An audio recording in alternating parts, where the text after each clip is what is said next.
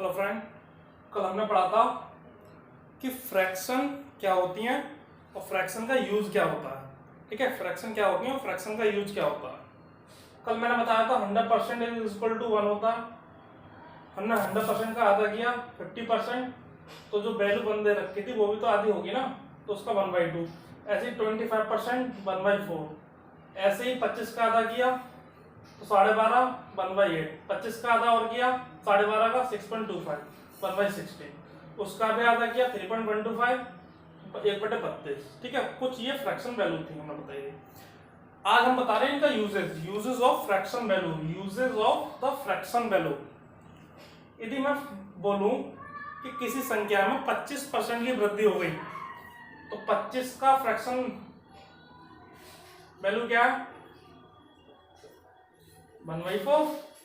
हमने यहाँ बताया, तो हम लिखेंगे ऐसे, ये 4 का 25% 1 है ना, यानी मैं बोलूं किसी संख्या में 25% की वृद्धि हो गई, यानी 4 में 1 की वृद्धि प्लस 1, तो वो संख्या 4 की जगह 5 हो गई।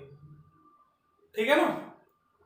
यदि मैं ऐसे एक सवाल ले लेता हूं, यदि मैं बोलूं कि कोई संख्या थी, कोई संख्या किसी संख्या में 12.5% की वृद्धि करने पर वह संख्या 81 हो जाती है। ठीक है, किसी मैं बोल रहा हूं कि 12% की फ्रैक्शन वैल्यू हमें नहीं पता, लेकिन यह है कि मैं कहूं कि 12% 12.5% की वृद्धि करने पर वो संख्या 81 हो जाती है। ठीक है, 81 हो जाती है, तो वो संख्या बताइए। तो इसका यूज क्या? 12.5 की फ्रैक्शन वैल्यू 1/8, 8 में 1 की वृद्धि यानी 9, 9 बराबर क्या रखा है 81। कितने गुना ज्यादा है? 9 गुना, 9 में 81, 9 गुना ज्यादा। तो इसका मतलब ये है जो हमारी संख्या होगी वो 8 नहीं, 8 की 9 गुना ज्यादा होगी, यानी 8 ने 72। ठीक है, इसका यूज ये है। और थोड़ा अच्छे लेवल के क्वेश्चन बनाए हैं तो मैं कह सकता हूं कि किसी संख्या में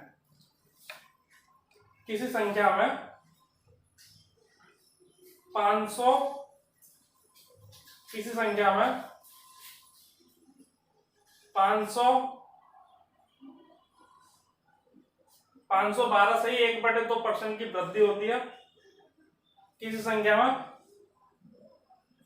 512 से ही 1% की वृद्धि होती है, तो हमें संख्या बताइए। किसी संख्या में 512 से 1/2% की वृद्धि कर दें, उसमें जोड़ दें, तो वह संख्या कितनी हो जाती है? मैंने मान लिया कि वो संख्या 82 हो जाती है।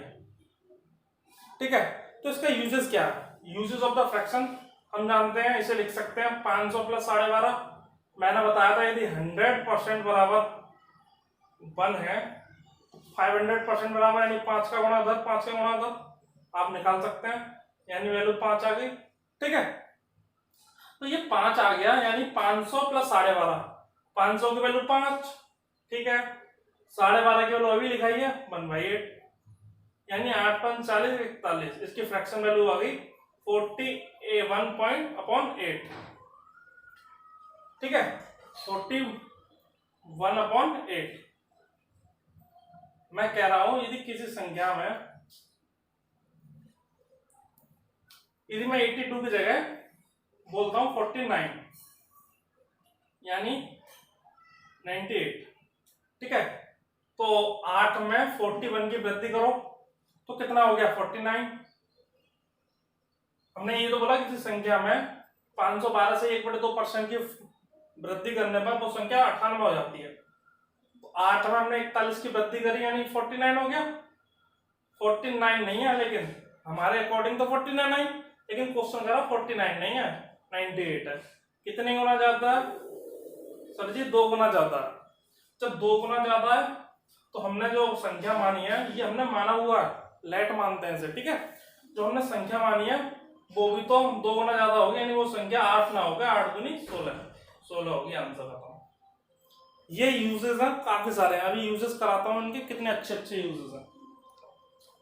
जैसे मैं कहूं किसी संख्या में किसी संख्या में या किसी भी चीज ले सकते हैं। जैसे मैं कहूं कि राम की आय में 83 सही 1/3 की वृद्धि कर दें तो उसकी आय जो है क्या, तो उसकी आय जो है 64,000 हो जाती है। ठीक है, तो उसकी आय जो है 64,000 हो जाती है। तो हमें उसकी राम की एक्चुअल बतानी थी, एक्चुअल आय कितनी थी। ठीक है, राम की मैंने कल भी फ्रैक्शन लिखाई थी, नहीं लिखाई तो आप पता है आपको, कल फ्रैक्शन लिखाई थी मैंने 16 से 2/3, इसकी फ्रैक्शन वैल्यू थी 1/6। ठीक है, 1/6 थी। यदि मैं 64 ना करके इसे करूं 1,21,000 थी, तो इसकी वैल्यू 1/6 और 83 निकालना है। तो ये आपको नहीं लगता 16 पंजे 80 लगभग 5 गुना है, तो 5 का मल्टीप्लाई किया हमने इधर इधर, तो ये तो हो गया 5/6 और 16 पंजे 80, 2 पंजे 10, 10 का 3 किया, 3 दिया और 3 बार गया नहीं, 83 सही 1/3, यानी इसकी वैल्यू होती है 5/6। ठीक है, इसकी वैल्यू 5/6 होती है। जब इसकी वैल्यू 5/6 हो गई तो क्वेश्चन ये हमें तो ये याद होनी चाहिए, तुरंत हो जाएगा।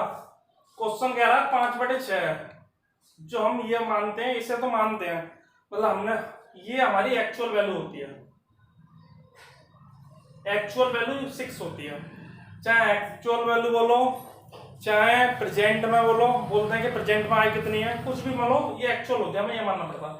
यदि हमने 6 माना और फ्रैक्शन में ही मानते हैं, यदि हमने 6 माना और बोला 183 से 1/3 की वृद्धि कर दें, तो 6 का 83 से 1/3% 5, इन 6 और 5 11, तो उसकी आय 11 हो जानी चाहिए थी हमारे अकॉर्डिंग, लेकिन सब्जी 11 नहीं है, 121 यानी 1,21,000 है। कितने गुना ज्यादा, 11 से 11 बार घटा, 11 का स्क्वायर होता 11 बार ज्यादा है और 3 जीरो जुड़ रहे हैं। ठीक है, यानी 6 ना हो गए, 11 बार ज्यादा है, 11 छक्के 66